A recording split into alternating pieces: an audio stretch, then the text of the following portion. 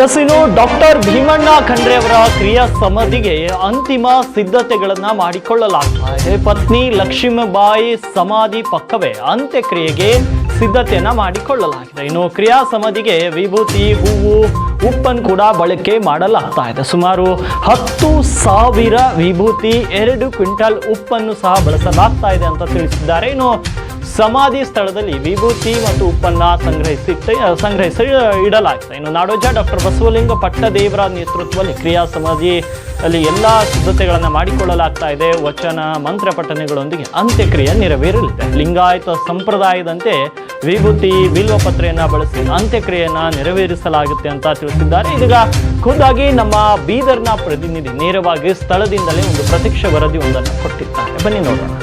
ಲೋಕನಾಯಕ ಶತಾಯುಷಿ ಭೀಮಣ್ಣ ಖಂಡ್ರೆ ಅವರು ನಿನ್ನೆ ರಾತ್ರಿ ಇಹಲೋಕವನ್ನು ತ್ಯಜಿಸಿದ್ದು, ಈಗಾಗಲೇ ಸಹಸ್ರಾರು ಅಭಿಮಾನಿಗಳು ಅವರ ಅಂತಿಮ ದರ್ಶನವನ್ನು ಪಡೀತಾ ಇದ್ದಾರೆ. ಒಂದು ಕಡೆ ಅಂತಿಮ ದರ್ಶನವನ್ನು ಪಡೀತಾ ಇದ್ದಾರೆ, ಇನ್ನೊಂದು ಕಡೆ ಏನು ಶಾಂತಿಧಾಮ, ಭಾಲ್ಕಿಯ ಶಾಂತಿಧಾಮದಲ್ಲಿ ಭೀಮಣ್ಣ ಖಂಡ್ರೆ ಅವರ ಅಂತ್ಯಕ್ರಿಯೆಗೆ ಸಕಲ ಸಿದ್ಧತೆಗಳನ್ನ ಮಾಡಿಕೊಳ್ಳಲಾಗ್ತದೆ. ಮೊದಲೇ ನಿಯೋಜಿಸಿದಂತೆ ಈ ಸ್ಥಳವನ್ನದಲ್ಲಿ ಅವರ ಅಂತ್ಯಕ್ರಿಯೆ ಮಾಡಬೇಕನ್ನೋ ಒಂದು ನಿಯೋಜನೆ ಆಗಿತ್ತು. ಹಾಗಾಗಿ ಏನು ಬಾಲ್ಕಿಯ ಶಾಂತಿಧಾಮದಲ್ಲಿ ಈಗ ಏನು ಅಂತ್ಯಕ್ರಿಯೆಗೆ ಸಕಲ ಸಿದ್ಧತೆ ನಡೀತಿದೆ ಅಂತ ಹೇಳ್ಬೋದು. ನೀವು ನೋಡ್ತಾ ಹೋಗ್ಬೋದು, ಒಳಗಡೆಗೆ ಏನು ಕಟ್ಟಡವನ್ನು ಕಟ್ಟಿದ್ದಾರೆ. ಇಲ್ಲಿ ಒಂದಿಷ್ಟು ತಯಾರಿಗಳನ್ನ ಮಾಡಿಕೊಡ್ತಾ ಇದ್ದಾರೆ. ಏನು ವೀರಶೈವ ಲಿಂಗಾಯತ ವಿಧಿವಿಧಾನದ ಪ್ರಕಾರ ಅಂತ್ಯಕ್ರಿಯೆಗೆ ಏನೋ ತಯಾರಿ ಮಾಡಲಾಗ್ತಿದ್ದು, ಏನೋ ಮೊದಲೇ ಹೇಳಿದ್ರು ಕೂಡ ಕುಟುಂಬಸ್ಥರು ವೀರಶೈವ ಲಿಂಗಾಯತ ಧರ್ಮದಂತೆ ನಾವು ಅಂತ್ಯಕ್ರಿಯೆ ಮಾಡ್ತೀವಿ ಅಂತ. ಆ ಹಿನ್ನೆಲೆಯಲ್ಲಿ ಈಗ ಏನೋ ಒಂದು ರೀತಿ ತಯಾರಿ ನಡೀತಾ ಇದೆ.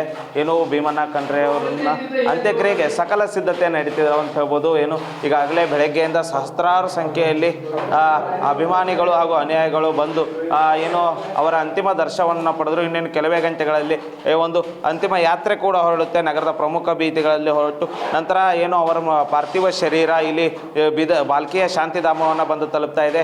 ಏನು ಪಕ್ಕದಲ್ಲಿ ಭೀಮಣ್ಣ ಖಂಡ್ರೆ ಅವರ ಪತ್ನಿಯ ಏನು ಲಕ್ಷ್ಮೀಬಾಯಿ ಪತ್ನಿಯ ಒಂದು ಏನು ಅಂತ್ಯಕ್ರಿಯೆ ನಡೀತು, ಅದರ ಪಕ್ಕದಲ್ಲಿಯೇ ಏನು ಭೀಮಣ್ಣ ಖಂಡ್ರೆ ಅವರ ಅಂತ್ಯಕ್ರಿಯೆ ಕೂಡ ನಡೀತಾ ಇದೆ. ನೋಡ್ತಿರ್ಬೋದು ನೀವು, ಈಗಾಗಲೇ ಭರದಿಂದ ಏನು ಇಲ್ಲಿ ಕೆಲಸ ಮಾಡ್ತಾ ಇದ್ದಾರೆ.